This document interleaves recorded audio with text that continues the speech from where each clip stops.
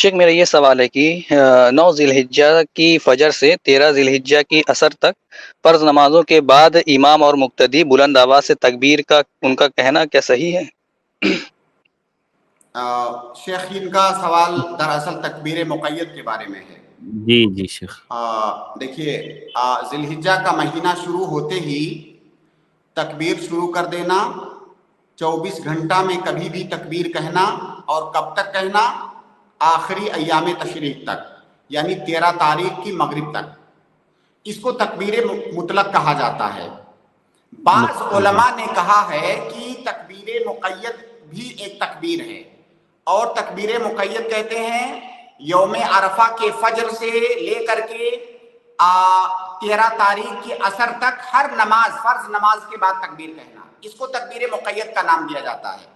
لیکن صحیح بات یہ ہے کہ تکبیر مقید یہ ثابت نہیں ہے۔ آپ تکبیر مطلق کہیے، ٹھیک ہے، آپ کا جب دل کہے تب آپ تکبیر کہیے، نماز کے بعد بھی کہیے، نماز سے پہلے کہیے، نماز کے بعد کہیے، اٹھتے بیٹھتے کہیے، رات میں کہیے، دن میں کہیے، بازار میں کہیے، جب آپ کا دل کہے تب آپ تکبیر کہیے۔ تو ظاہر ہے اس کے اندر نماز کے بعد والا وقت بھی شامل ہو گیا، آٹومیٹک شامل ہو گیا۔ لیکن تکبیر مقید کے لیے خصوصی طور سے نماز کے بعد خصوصی تکبیر کا اہتمام کرنا، اس کے لیے جو دلیلیں ہیں وہ دلیلیں کافی نہیں ہیں۔ اس لیے بہت سارے علماء نے تو اس کو بدعت تک کہا ہے، شیخ البانی اس کو بدعت کہتے ہیں۔ تو تکبیر مقید یہ ثابت نہیں ہے، آپ تکبیر مطلق کہیے 10 دن، اور جب تکبیر مطلق کی آپ کو اجازت مل گئی تو نماز کے بعد کا ٹائم بھی اس میں شامل ہے۔ بس اب جو چیز منع ہے وہ یہ کہ نماز کے بعد خصوصیت کے ساتھ کہنا، تخصیص نہیں کرنی ہے۔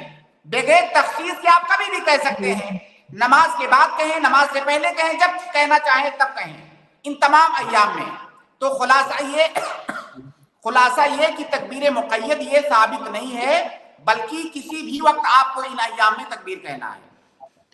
یعنی تکبیر مقید میں شک اتنی کوتاہی ہوتی ہے ہمارے ہاں، تو لوگ نمازوں کے بعد، فرض نماز کے بعد کے اذکار نہیں پڑھتے ہیں، ڈائریکٹ تکبیرات پڑھنا شروع کر دیتے ہیں، پتہ نہیں مسجد میں ایک عجیب ماحول بنا دیا۔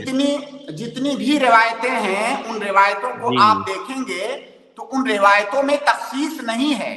جن صحابہ سے ثابت ہے کہ وہ نماز کے بعد کہتے تھے، انہی روایتوں میں نماز کے بعد کا ذکر ہے، بازار کا ذکر ہے، دوسری جگہوں کا ذکر ہے۔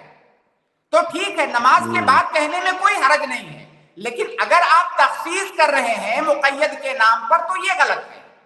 جب آپ کو 24 گھنٹے کی اجازت مل گئی تو پھر آپ کبھی بھی کہیے، لیکن تخصیص مت کیجیے نماز کے بعد کی۔ اس کے بعد ایک سیکنڈ، ایک لائن اور میں ایڈ کرنا چاہوں گا شیخ۔